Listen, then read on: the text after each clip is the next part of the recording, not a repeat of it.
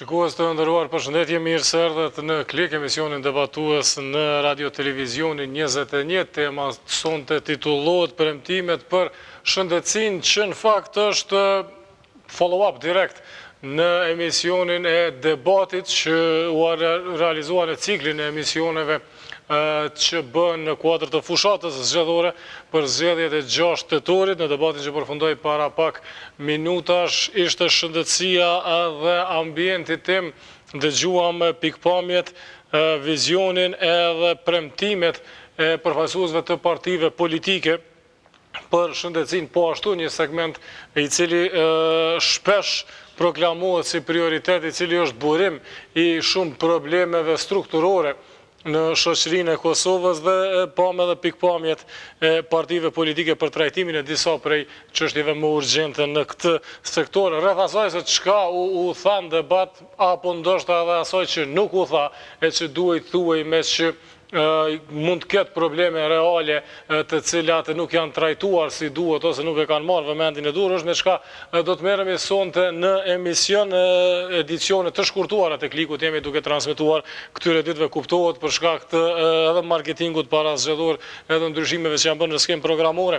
Premtimet për shëndetësi do t'i trajtoj në studio me dy mysafirë. Në të majtën time do të prezantoj kolegën time nga koaditore Saranda Ramaj. Përshëndetje, mirë se erdhe. Përshëndetje, mirë se erdhe. Djatën time është mjeku Lulzim Emini. Përshëndetje, mirë se erdhe. Po e nisi me ty, Saranda, debati i radhës, mbase i fundit në fushatën kalendarike, ashtu ka qenë radhitja jonë për shëndetësi, ke por edhe debate tjera, po nisim prej asaj çka ke po sot, edhe si duket që është përgjithsisht është trajtu shëndetësia në këtë fushatë. Në fakt nuk mund të themi që edhe në fushata tjera është trajtu në mënyrë dinjitoze shëndetësia, po fatkeqësisht kjo fushat jo vetëm në shëndetësi, po ka qenë në të gjitha sfera tjera, në gjitha sektorët, pa ndonjë program caktuar. Javën e kaluar ne në koditore bënim një përmbledhje, ose synuam me bëni përmbledhje me premtimet në fusha të caktuara.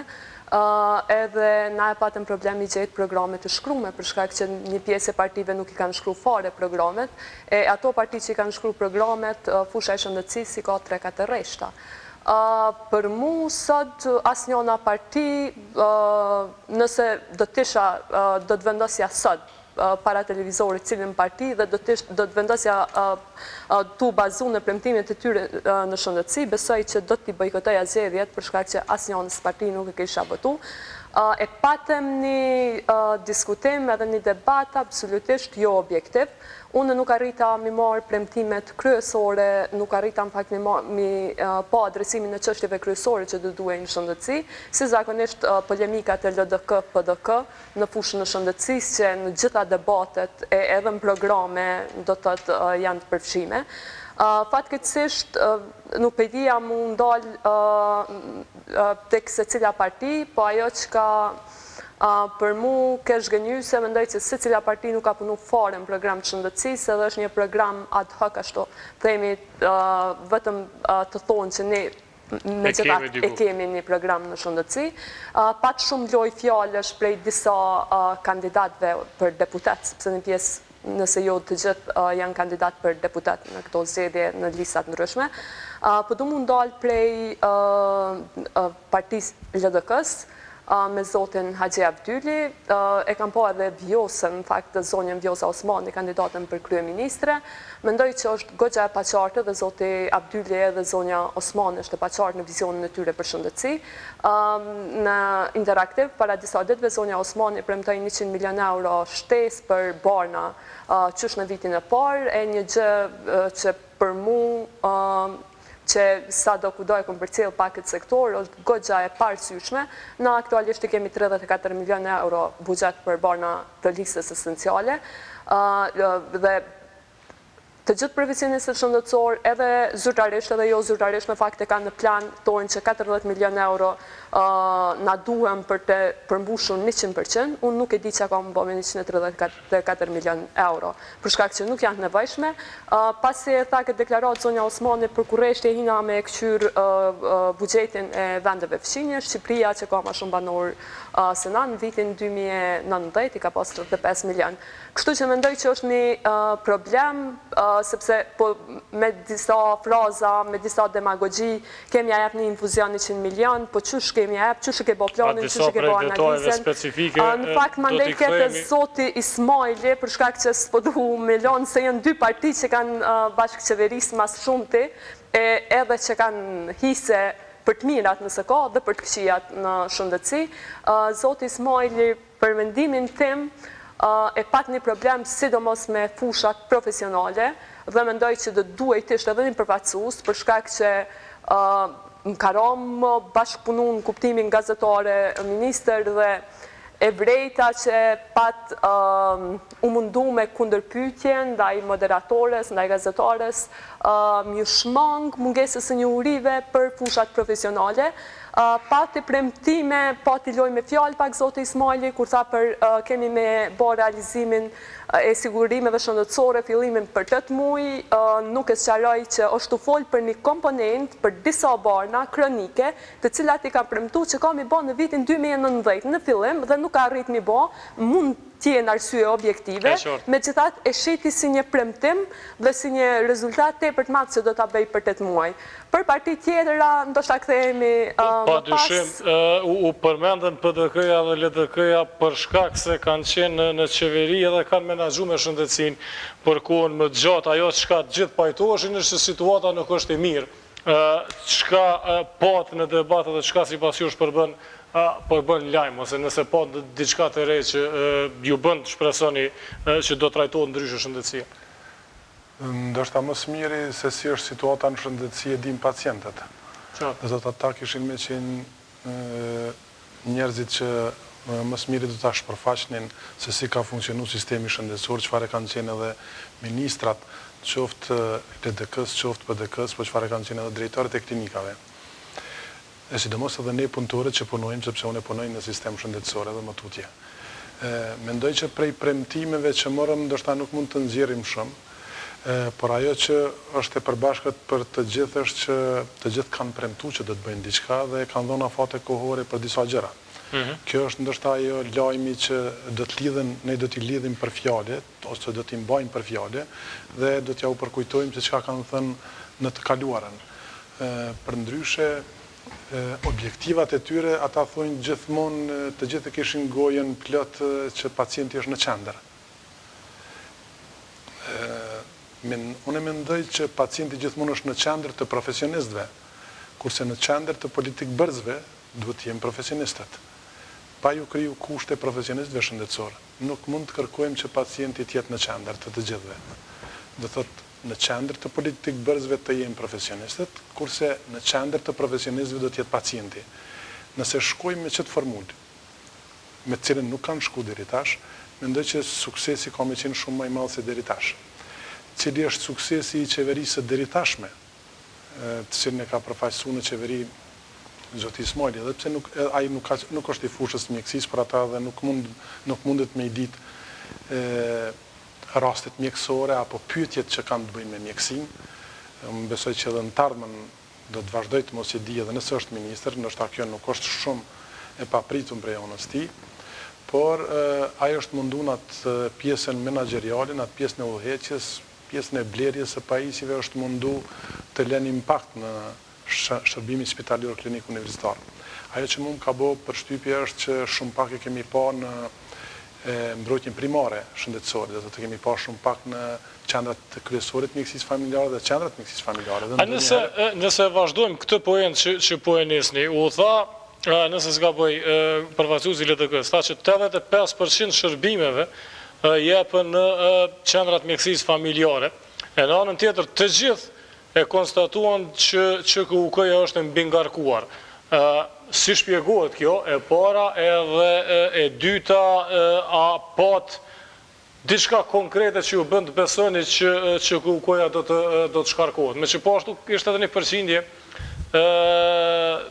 sa raste jo emergjente trajtohen emergjencë. Kështu sa i përket mbi ngarkesës së qendrës klinike universitare, ajo është si pasojë referimit ose mos referimit fare për pacientët direkt vendosin të mos shkojnë në qendrë klinike familjare, po vinë direkt në qendrë klinike. Po ashtu nuk shkojnë në spitalet regionale, por direkt ndoshta prej komunave vinë në qendrë klinike për të marrë, ata mendojnë shërbime më të mira shëndetësore se sa që do të merrnin në për këto qendra respektive. Domthonë sistemi referimit është problem kronik i sistemit shëndetësor. Është problem në 15 vitet e fundit. Ngarkesa e qendrës emergjente, hajde të themi 5 vjet mas lufte, ka qenë derisa të adaptohet sistemi, por në 15 vjet e fundit është vetëm menaxhim. Nuk mund krejt fajin t'ja lëmë sistemit informativ shëndetësor, sepse na kemi funksionu edhe pa sistemi informativ para lufte. Dhe të para lufte s'ka pas sistemi informativ, edhe ka pas barna, edhe ka pas receta, edhe ka pas blerje me recet, ka pas blerje të kontrolluar të anestetik të barnave që kanë përbërje të drogës. Dhe të gjithçka ka qenë e kontrolluar. Barnat që kanë përmbajt në vete elemente të drogës janë dhënë me tri kopje. Recete 3 fisht ka qenë. Në 3 nivele është kontrollu. Do me thonë, nuk mund të shtiremi, sepse nuk kemi sisteme dhe pse ai nuk po mund të kontrollohet. Mund të kontrollohet edhe me dorë, derisa të bëhet sistemi i tillë. Po kthena te sistemi i referimit, do të mbi ngarkesa e qendrës emergjente dhe qendrës klinike është si pasojë e mos ekzistimit të një sistemi i cili brengosit për pacientin prej momentit të lëndimit ose sëmundjes së tij, që duhet lajmërohet mjekësinë primare, mjekësinë familjare, qoftë kryesore, qoftë qendër mjekësisë familjare, mandej mjeku familjar e orienton në spitali regional nëse është regioneve, e spitali regional e orienton në qendër klinike. Dhe kjo duhet patjetër të ndodhë. Në fakt më falë që për ndërprej, po keni situatë që sharake, këtu në klik, para disa jave, kur ishte Zoti Ismaili me Zotin Rahmani edhe disa përfaqësues tjerë, disa panelistë tjerë, dhe Zoti Ismaili e paraqiti si sukses, tha është rrit numri i shërbimeve për 20.000 në emergjencë prej se e kemi renovu. Done pa të doktor në panel dhe për një me aprita që ka me pasë reagim që nuk është nëjë përgjabdat, mu rrit numri i shërbimeve, për shkak që edhe kështu ka qenë mbi ngarku me emergjenca, në fakt, ajo që do duhe i ta bënin edhe Zoti Rahmani, edhe Zoti Ismaili, edhe Zoti Agani, sepse këta 3 ministra më karami për cilë, ka qenë që me pas një referim cakt, edhe jo për një grep më shku në emergjencë, me mbi ngarku me diçka në njëksi familjare, dhe u pajtova plotësisht me ty për sistemin informativ shëndetësor dhe sigurisht nuk u pajtova me politikan për shkak që e kem nabo që sistemin informativ shëndetësor si gogol. Ta mërmendja që kur gjonë shëndetësi nuk funksionan pas sistemi pasish. është jashtëzakonisht e rëndësishëm sidomos te procesi i kontraktimit të shërbimeve, sidomos spitaleve private, mandej premtimi që kanë web barnat në barnatore për pacientët kronik, patjetër që duhet një sistem informativ për shkak që duhet me parandalu korrupsionin, se edhe kështu sistemi jonë është i ndihshëm ndaj korrupsionit. Dhe një sistem ose fillimi i sigurimeve shëndetësore pas sistem të informimit është shembulli më i mirë Shqipëria, që një 3 drejtorat të fondit shëndetësor janë arrestu për shkak të rimbursimit edhe falsifikimit se janë nisa mu bosi uranës edhe ai tha du me hek ato taksën për qese, më falë, du me shtu pot plastikës edhe në Shqipëri. Po ndalim i mrena në Kosovë, veç ta përfundojmë këtë pjesë që Saranda e nisi e që po ashtu kishte një farë mos pajtimi shumë thelpsor në debat. Ministri në detyrë, përfaqësuesi PDK-s po insiston që sistemi informativ shëndetësor është duke funksionu, edhe nuk keni çka mu marrë me të në 24 komuna, ajo është duke funksionu, edhe veç ka me edhe komuna tjera me i lidh. Në anën tjetër, të gjithë të tjerët pohonin që diku brenda 2 vjetëve do të tentojmë ta funksionalizojmë, edhe kuptohet përfaqësuesi vetëvendosis ponte që dikur ka funksionu në Prishtinë. Si është e mundshme që për një diçka që do duhet ishte lehtë e vërtetueshme, Dikush të funksionon, dikush të mrena 2 vjetëve, dikush të ka funksionu për e keni prish. Sistemin informativ, a i ka disa faza dhe kur është projektu prej vitit 2010 dhe në vitin 2020. Në vitin 2011 Pa ka qenë strategjia qeveritare për këtë periudhë. E ka pose, emrin e ka Avicena. Po. Do të edhe kjo ka odasht me kalu në për 3 faza. Tash kur kanë ardhur në fazën e parë, ka qenë deri në vitin 2003, faza e 2 deri në vitin 2006 dhe faza e 3 deri në vitin 2000, po deri në vitin 2020. Do të dasht 2019-2020 është faza përfundimtare kur do është me u kry.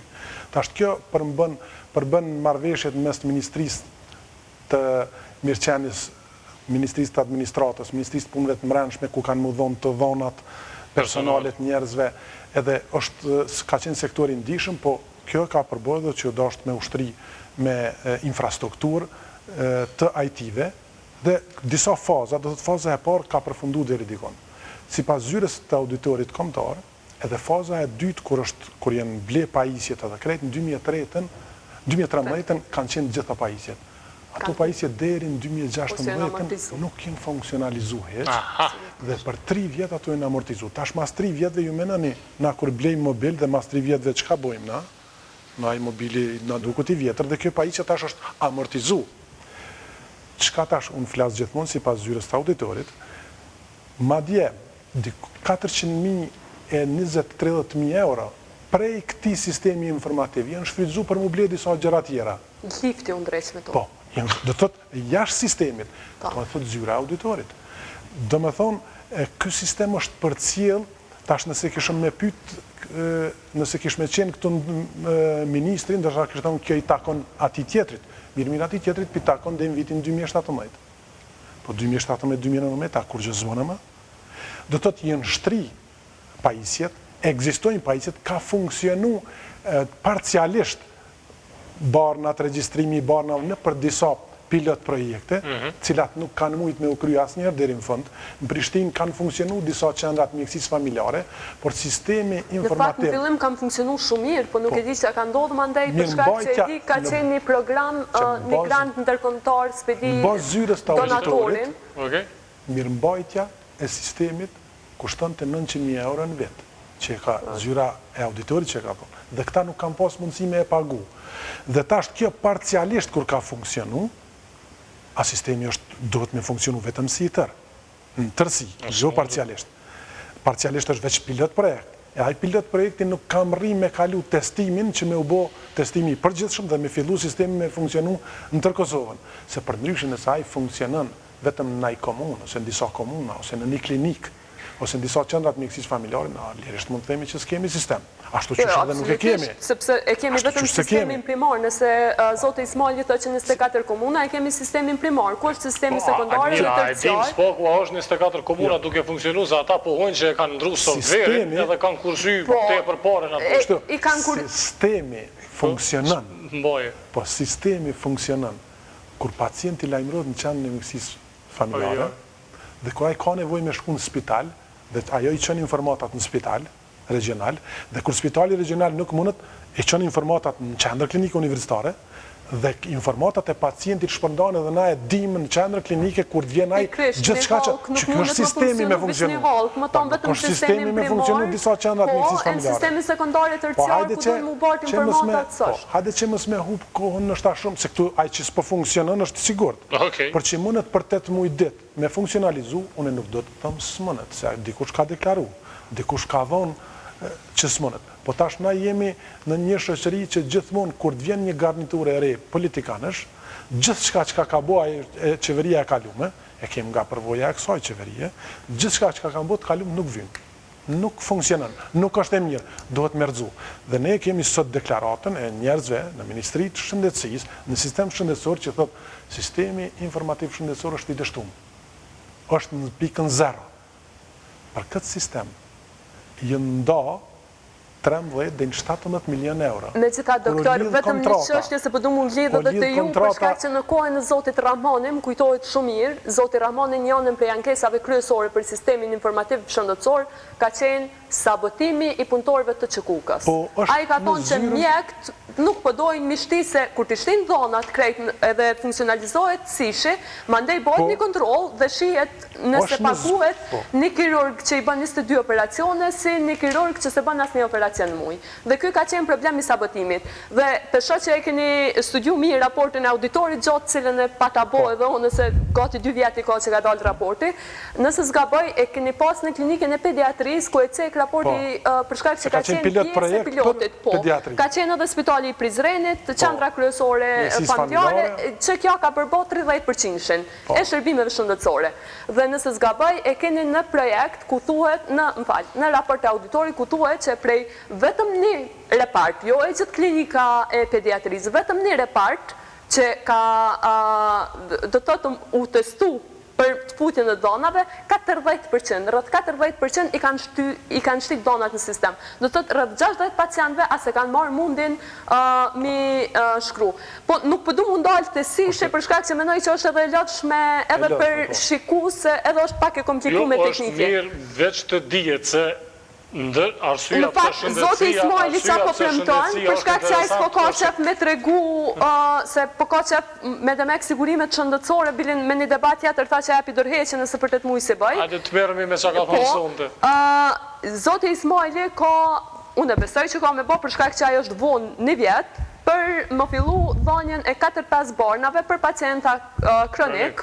E zjedh një smundje, besoj që ka me qenë smundje kardiovaskulare për shkak që ka ma shumë pacienta, dhe kanë mi marrë në barnatorit licencume, se cila barnatorit që është në Kosovë është licencume, dhe se cila do të ka drejt me shit, vetëm i duhet me instalu sistemin, ka që është punë e thjesht, do të që kjo ka më ndodhë 4-5 barna, dhe kë për shkak se që kjo është fazë pilotuse. Dhe kë ka më nëjë logaritë, edhe në fakt PDK-ja edhe Kadria garant ka më dalë më bo pak filma, ka më nëjë logaritë që to si sigurime shëndetësore. Këto si janë sigurime shëndetësore, është vetëm një pjesë shumë e vogël i sigurimeve shëndetësore.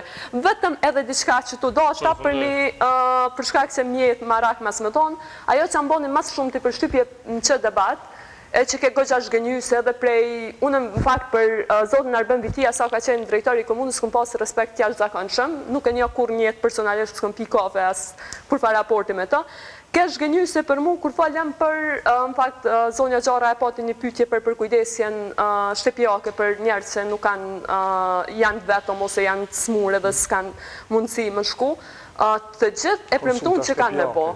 Edhe te për u qudita se unë nuk e di Zoti Ismaili ose Zoti Abdyli që kanë u të heqë shumë ose AKR Nisma që e kanë ministrin Agoni, ish ministrin, a i din ata sa pare në vit epen për Karitasin, për që të sanë.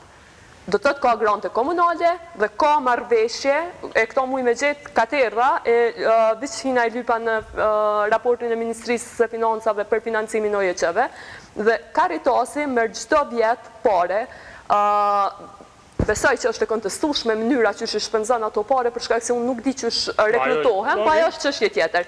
Megjithatë, po që është kontrollohen, që është raportohet për to. Absolutisht. Megjithatë ajo është pjesë tjetër. Dhe asnjëri nuk e dike që në fakt na japin pare që tash për kujdesje shëndetësore. Atë komuna e Gjelanit, atë komuna e Dragashit, shumica e Kosovës. Do të thotë ata e premtojshin. Nisan që të ndodh, ata e premtojshin. Dhe për mu, jo, besoj që se kanë ditë. Mandej, unë e pova shërbimin paliativ. Nështë edhe nuk ndodhë ashtu që është e kontraktume? Po, unë nuk përdu më hedhë dyshime, po thamë që unë nuk kam informata nëse rekrutimi bëhet në regull, nuk kam asë për të kundërtën, po mendoj që kjo çështje duhet mu hullumtu jo vetëm prej gazetarëve, po edhe për jeqeve, pa ajo është çështje tjetër. Po nuk patën vetë fakti që ata kur nuk jenë marrë me mënyrën çka për shkak që unë besoj që sekretari e din, në fakt jam e sigurt që sekretari e din këtë çështje. E din edhe njerëz struktura më të ulta të Ministrisë së Shëndetësisë, por kjo tregon që ata zakonisht deklarojnë media edhe sa ndë që si din, po janë të sigurt që mujnë me shit dyqysh në media. Edhe për mua është pak shqetësuese, është një qasje jo e sinqert. Unë as nuk du mi ka për fjalë këta se jam e sigurt që 90% shtyne nuk ndodh. Shërbimi paliativ në secilin qendër ka 2 dhoma, në secilin për një vit. Mandej më premtu në Kosovë kur s'ki ligj për transplant. E premtu që do transplantit brenda më ndodhë. A i dënë që sa jenë paciente hemodializës pa disa lloje të barnave. Në fakt, na s'kemi llojet barnave dhe këta premtojnë që vitin e parë kanë bë hapa konkret për transplant. Cilin organ ki me transplantu, në cilin klinik ki kushte për transplantim, sa e ki fondën për që ato, kur ka mu kryqë ajo. Do të janë pyetje kyçe që këta nuk mujnë mi përgjigj. Edhe problemi ndoshta është që këta pe konsiderojnë që të popull naiv dhe pe konsiderojnë edhe gazetarët naiv dhe mujnë më thonë gjithë shka, edhe nëse e din që s'mundet më ndodhë për muke, gëgja shgënyu se mënyrën për shkak që unë ndivaj në nëshmume, për shkak që ata mënyrën që shfalshin, të regojshin që mendojnë që na kur gjo s'dim, edhe qka tojna e morin si të mirëqenjë. Unë mendoj që në tash këta që në qeveri, Zoti Ismaili ka mundësi më mirë me ditë, sepse ka mbikëqyrje më të mirë mbi buxhetin që e ka, mbi shpenzimet që i ka bën në të gjitha sektorët e shëndetësisë, dhe ai ka mundësi, ka qenë më kompetent me dhonë data më të sakta, se sa këta tjerët që jenë në opozit, këta është më ndryshe nga opozita me bo analizë të sistemit shëndetësor dhe të shpenzimit buxhetit. është komplet më ndryshe. Kështu që ai ka mujtë me dhonë data shumë më të sakta dhe projekcioni më të sakta të shpenzimit buxhetit, të blerjes çka mendon, të lehtësimit të pacientit me ardhurit e shërbimit shëndetësore, qoftë në qendrat mjekësisë familjare, qoftë në spitale dhe në qendra klinike. Por disi kur tha Saranda, dohet me hulumtu këto, po a ka mundësi na me ndërtu një sistem të mirë dhe mja u lehtësua dhe gazetarëve më s'mu marë me hulumtim, po me u marë me përparim, apo me avansim të shërbimeve që japin mjekët edhe institucionet, me gjithë modalitetin cila është mënyra me avancu prej stadit të parë në stadin e 2-3. Po jemi marë, a është keq përdor diçka deri në këtë stad, dhe po shpenzohet edhe kohë shumë, edhe po shpenzohen pare, edhe po shpenzohet buxheti. Cila është mënyra? Unë mendoj që mënyra më e mirë është para se të vim të mënyra veç. Sa buxhet ne mundemi me ble kaq shërbime dhe kaq barna. Nuk mund të themi a ka ble ky ministër këto pajisje, a ka ble ky ministër kaq barna, po duhet me thonë sa buxhet ka pas, sa ka realizu barna dhe pajisje dhe kushte më të mira. A jënë punëtorët më të kënaqur, a jënë pacientët më të kënaqur. Këta janë indikatorët matës. Kurse për ligjshmëri është zyra auditorit e cila tregon a është respektu ligjshmëria jo. Dhe që tajnë 3-4 parametra që duhet me njekë gjithë edhe fillojmë të matemi në këta parametra. Nëse flasim për dy gjëra që i përmendi Saranda dhe unë përmendën në debat, madje duke u dhënë afate për transplantim edhe për kujdes paliativ brenda mandatit kishte të tillë që vonin brenda 2 vjetëve, diçka që për 20 vjet nuk është realizuar, është fantazi, dëshirë, a veç premtim? Transplantimi mendoj që mund të realizohet. Okej. Ka njerëz që mundin me bo këto. A ka kushte? Mund të bëhet. Mundin këto kushte nëse bëhet operacionin zemër të hapun, mund të bëhet edhe transplantimi. Nëse ne kemi pas para një kohë dhe thot nëse kemi dyshu që ajo është kryer edhe në institucione private, ato institucione nuk i kanë as 20% kushtet e ato që i ka qendra klinike universitare. Dhe thot nëse operacionit mund bën zemër të hapun, janë kriju kushtet,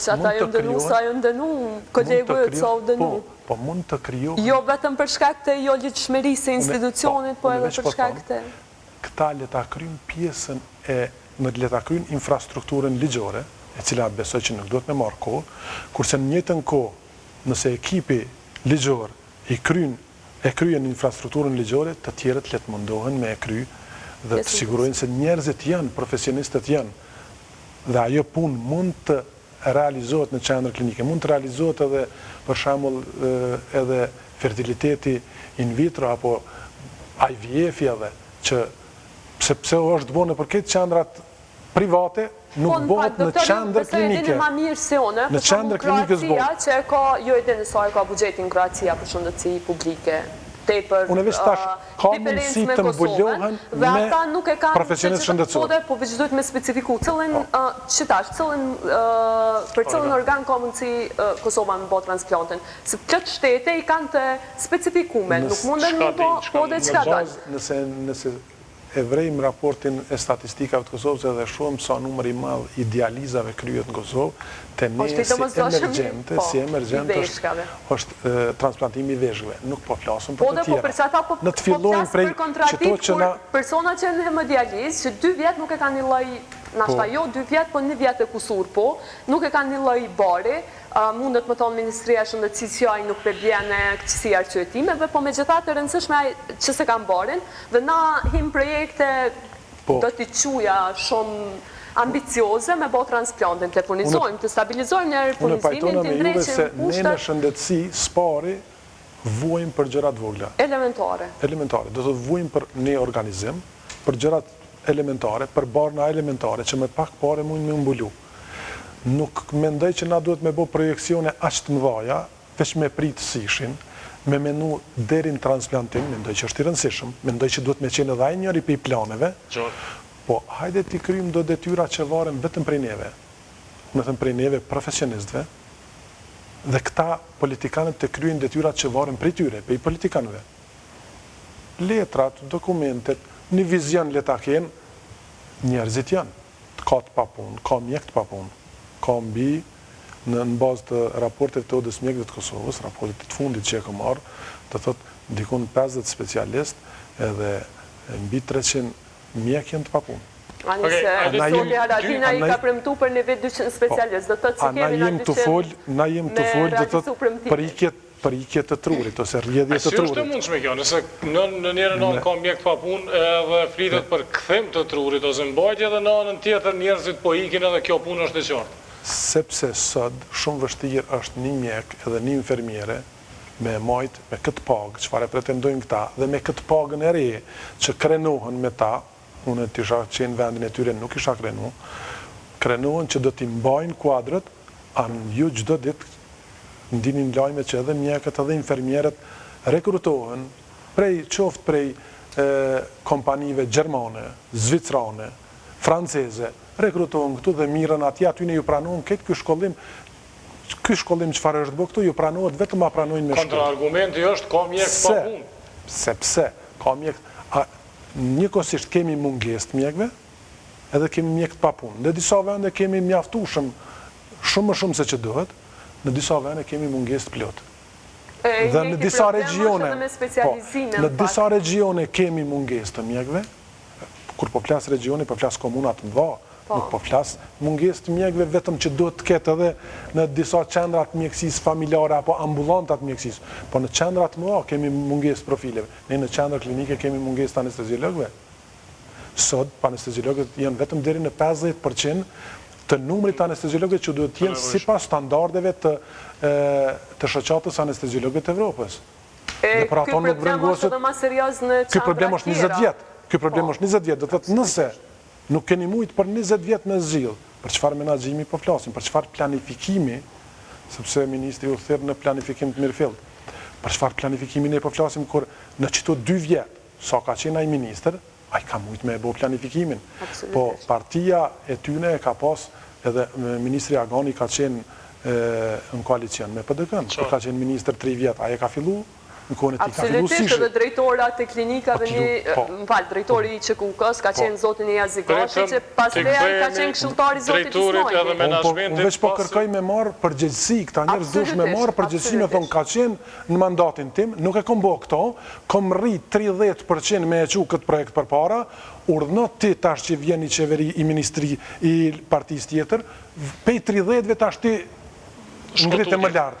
Po jo me rëzu edhe 30% edhe hadi po fillojnë prej zero. Dhe nësot, në 2019 po flasim për mjek, për shkuarje të mjekve, për kushte, po krenohemi për pagë të tyne dhe të infermierve, edhe ato paga janë të bëme në mënyrë jo të balansume, jo të ekuilibruar, ashtu që shë meritojnë ata me përgatitje shkollore. Pas reklamës, kthehemi me 2 çështje tjera që u trajtuan në debat dhe me 2 prej sfidave ose pikave të krizës në sistemin e shëndetësisë.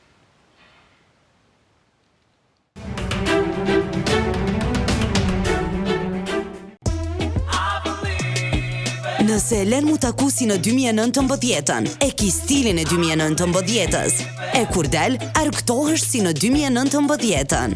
Atër paguaj që duhet me pagu në 2019. E ardhmja është me ne, me mënyrën më moderne të pagesës vetëm me telefon pa kartel. Në LB Pay, kuleta juaj digitale.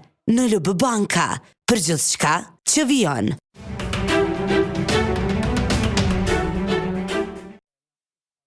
Nëse po flasim për edhe para se dalim të drejtorët edhe menaxhmenti, po insistoj edhe pak në pikrisht këtë disbalancin të cilin nese ta sqaroni ma herët. Numrin e mjekëve të pa punë, mungesën e kuadrove specifike edhe ato kuadro të cilat po ikin për ata që nuk janë brenda në sistem, diçka është këput një halkë me që do duhet kishte një farë rregullin këtë farë muhabeti.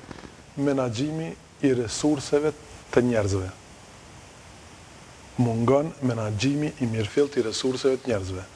Nëse Ministria e Shëndetësisë kish me qenë kupolla e sistemit shëndetësor, ajo do të kujdesej për mjekët në mjekësim primare shëndetësore, në mbrojtjen primare, do të kujdesej për numrin e mjekëve në spitale dhe në qendër klinike, ama me këtë hierarki, sepse ligji për shëndetësi është i formuluar në atë punë, i konstruktuar në atë mënyrë që të së pari të mbuloj mjekësim primare e ka prioritet, për atë arsye thamë në 80-85% rasteve pacientët lajmërohen aty dhe ai është do të thotë e ka drejtimin në mjekësim primare, kurse ne kemi mungesat e jashtëzakonshme në mjekësi primare. Të the, na nuk mund të shqyqojmë Prishtinën, edhe është Prishtina e mbuluar me mjaftueshëm me mjek. A dhe të shkojmë qendra tjera. Nëse ne e shqyqojmë buxhetin e mjekësisë shëndetësisë të investuar në institucione shëndetësore, për shembull është investuar në qendrë klinike universitare, vetëm, ma shumë, kurse në spitale regionale simbolikisht. Këto e thonë statistikat e buxhetit. Pak edhe në Gjilan, edhe Zoti Ramon edhe Zoti Urani kanë qëllu bashkëvendas. Do të thotë, unë i kom marrë dhënat prej raportit të shërbimit spitalor klinik universitar dhe i kom paraqit në grafikon vetë, në mënyrë që veç me e pa që shka lëviz kjo punë. Do të thotë, në bazë të investimeve të tyne, ti e din edhe cila pjesë ka punu ma shumë. Absolutisht. Dhe edhe ti kthejna veç edhe pak pyetje se Leartit edhe pak të zgjeraj. Do të thotë, nëse ne nuk mendojmë në start me marrë dikush specializim, edhe kur të kryjnë specializimin një mjek, me u kthy në qendrën e mjekësisë familjare, në një fshat Pejës, Gjakovës, nëse ne nuk e përgatisim prej fillimit, që ky ka me qenë mjek në qëtë ambulant, ky ka me qenë mjek në qëtë qendër, ky ka me qenë mjek në këtë spital, nëse ne tre sot nëse e këshëm bo këtë plan, në mas 5 viteve e këshëm pas të mbulum komplet sistemin shëndetësor, sepse e këshëm ditë cilat janë një resurset e njerëzve, profesionistëve që na duhen, dhe për 5 vjetë kjo punë i shkry. Por mësë më kry kjo punë për 20 vjetë, kjo është ofendim i inteligjencës në intelektuali. Absolutisht. Më marë me resurse njerëzore.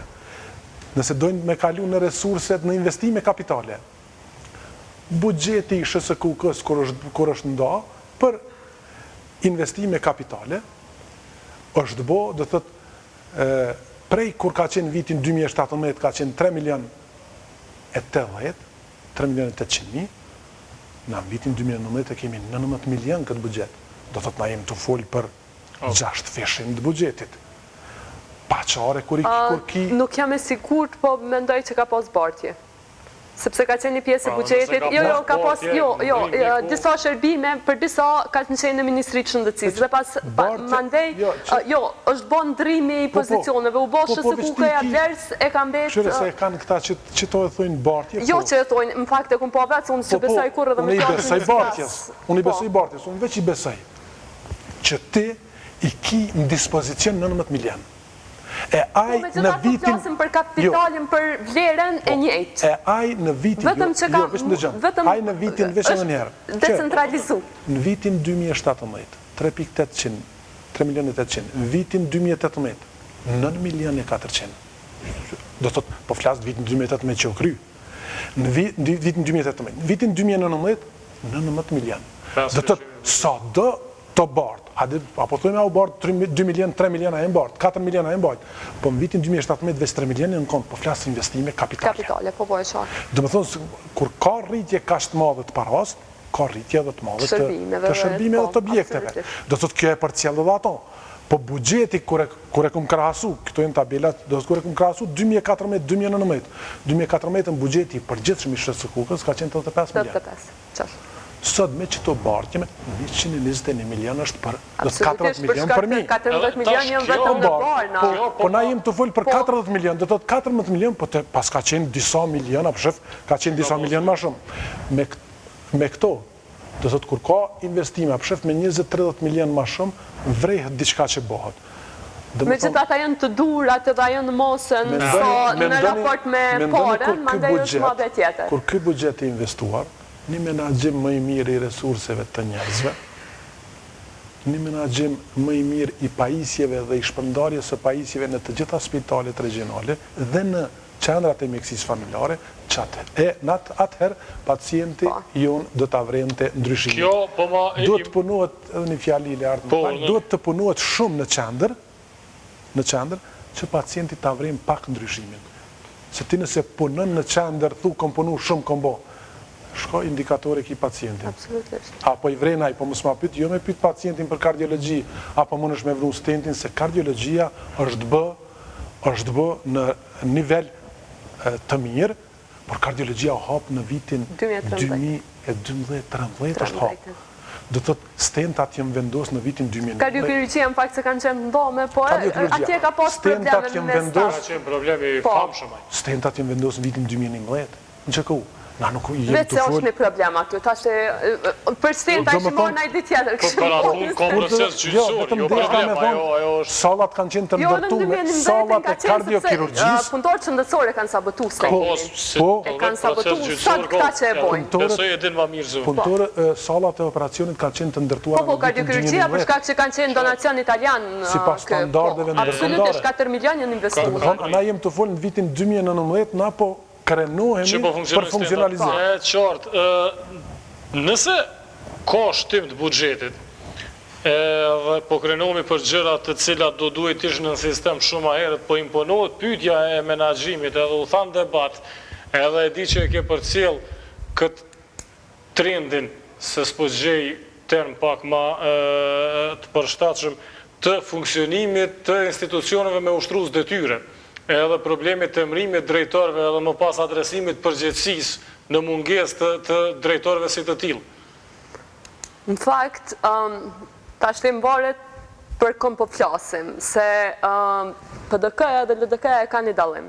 Të dy t'i vendosin njerëz politik, megjithatë LDK-ja nuk e ka guximin në PDK-s. LDK-ja ishte ushtrues detyre. 3 vjetë gjys ka qenë, e ka bon një sekretar të vetin, që ka qenë kryetari i degës LDK-s në Gjakove, ka bo ushtrues detyre.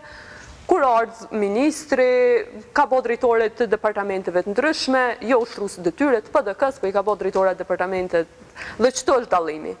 Tash, unë nuk e di, jo nuk e di është mirë, po s'është mirë mi bo drejtore të departamenteve, po me gjithat, asë si Zoti Rahmani Milion, edhe politik, edhe ushtrues detyre, nuk është për shkak se kur është njeri ushtrues detyre, nuk i merr përgjegjësitë qysh dhe duhet, qysh e ka...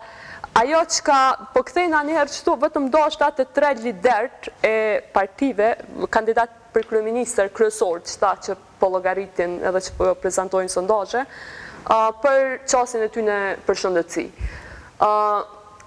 Zoti Kurti thjeshtoi problemin me një qenë tapall, para Qekukës, një problem shumë të madh shëndetësia dhe tha që s'pari duhet mu largu ai qenë, qa që thjesht është problemi. Zoti Veseli nuk e kuptan shëndetësinë, edhe ai duhet me mja pranu vete që se kuptan edhe kur folë vetëm... Gati për që ato është ma mirë mu koncentru në qka po më sëtë, se as nuk po kërkoj për kandidat për... Dhe zonja Osmani që më kalon shumë për shtypje, një demagogji e saj që ka përdorë në media, ka qenë çdo fëmijë që merr trajtim shëndetësor është fëmija im, që janë goxha poetike dhe ndoshta mundet me marrë ndaj vot, por nuk është përmbajtësore. Dhe tash këta njerëz, e unë besoj që këta janë të ndiku për këtyre njerëzve që na i po mësot në debat. Dhe ata pi ofrojnë qësi informatave, pi ofrojnë absolutisht sektësi, nuk ka kur gjo këto konkrete, se s'pëdu më t'ingu shumë kështu pesimiste. Mas pari unë që shmenoj që këta edhe nuk u falë në debat, është definitivisht depolitizimi institucioneve shëndetësore. Kush e ka politizu këto, mas shumë të PDK-ja e LDK-ja. Edhe zoti Haradinaj që ka bo drejtar financiar 3-4 ditë mas e ardë vandrën e vetë në fondë sigurimeve shëndetësore, institucion tepër i rëndësishëm.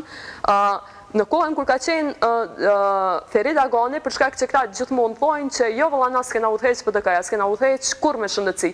Drejtori SHCK-s ka qenë zoti Niazi Gashi, që kur ardhi zoti Ismaili ministër e ka marrë e ka bë këshilltar. Do të thotë që kjo është lidhja me PDK-n.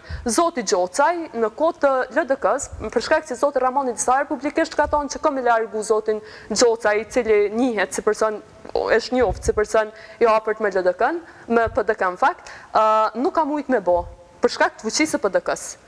Në anën tjetër, kur ka ardhur kryeministër zoti Mustafa, e ka bë kryeshef të AKP-s një prej agjencioneve më të rëndësishme, që na nuk flasim në Kosovë shumë, se ndoshta se kuptojmë rolin e tij mirë, e ka bë dhëndrën e djalit. Në fakt, Baxhanakun e djalit e ka bë kryeshef të AKP-s.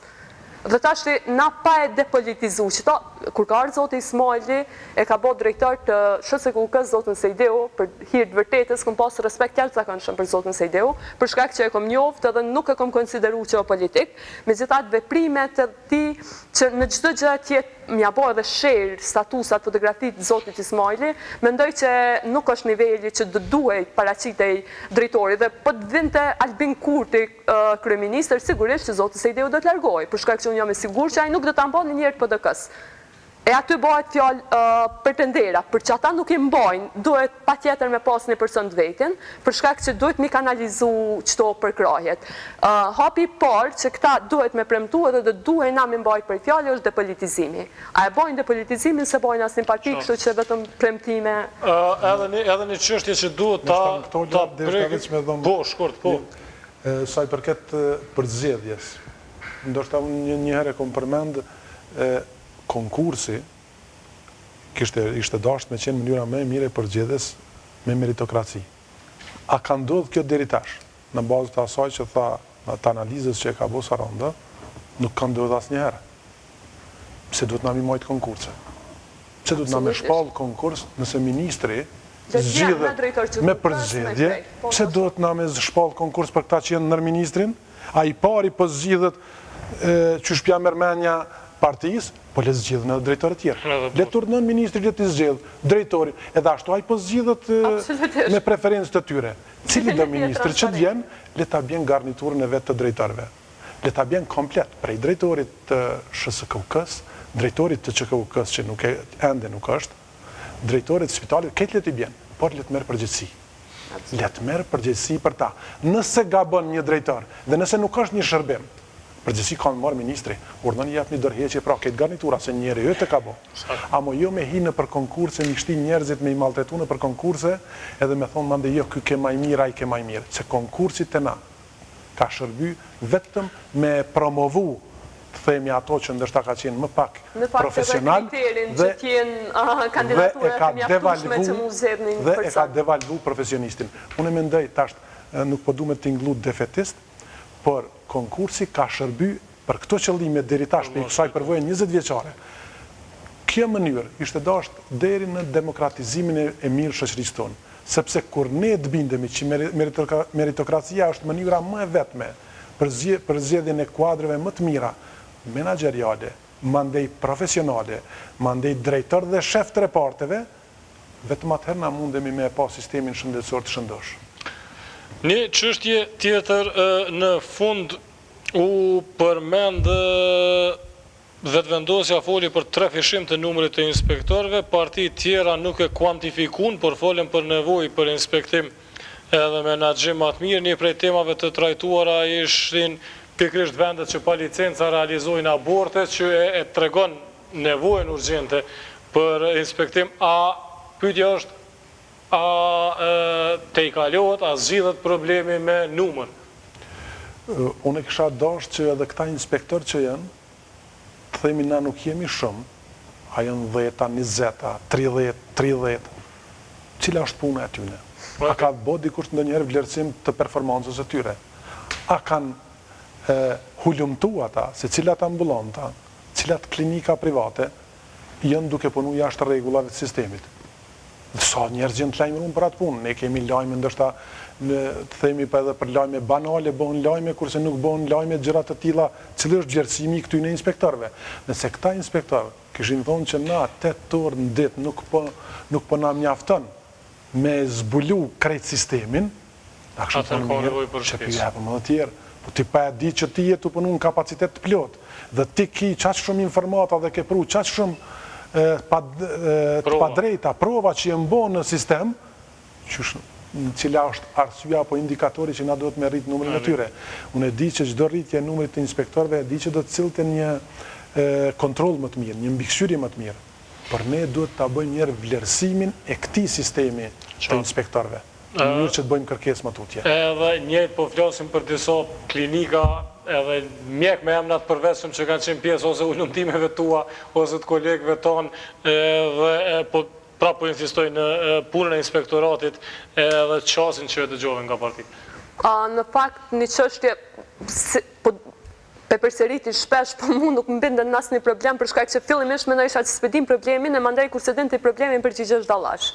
Të çështja e aborteve ilegale, me ligj do të thotë aborti deri në javën e 10 është i lejushëm. Pas javës 10 duhet mu kriju një komision për arsye shëndetësore, nëse fruti nuk zhvillohet ose komplikime tjera, atëre aborti dhe bëhet ajo vetëm në çekuke, dhunimit edhe të rrotonave tjera, po kështu e parashikon ligji.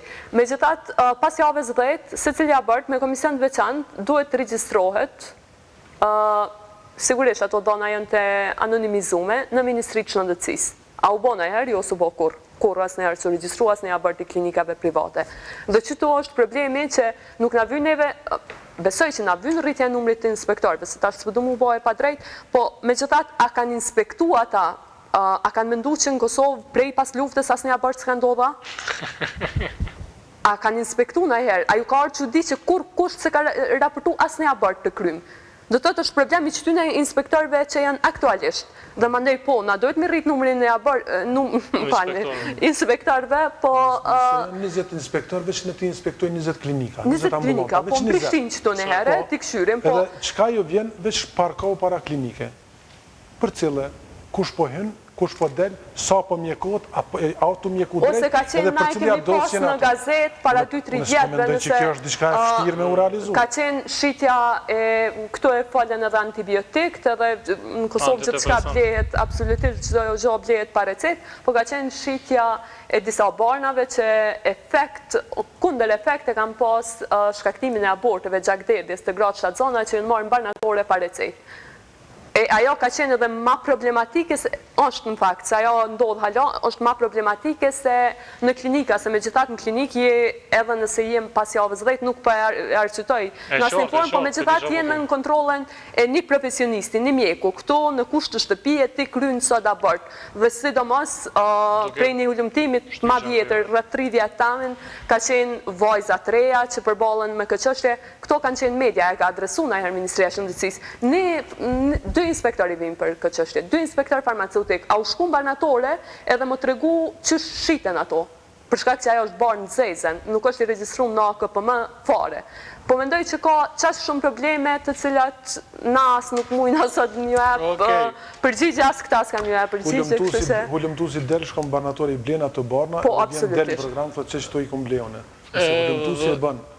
Se s'mundet me bo, mediat e kam bu, edhe për prezencë në studio në soje të gjeturave të hulumtimeve deri tashme, edhe të punës deri tashme, falenderoj Saranda Ramajn dhe Lulzim Eminin, emision tentuam të analizojmë atë që u tha në debatin për shëndetësinë nesër në program.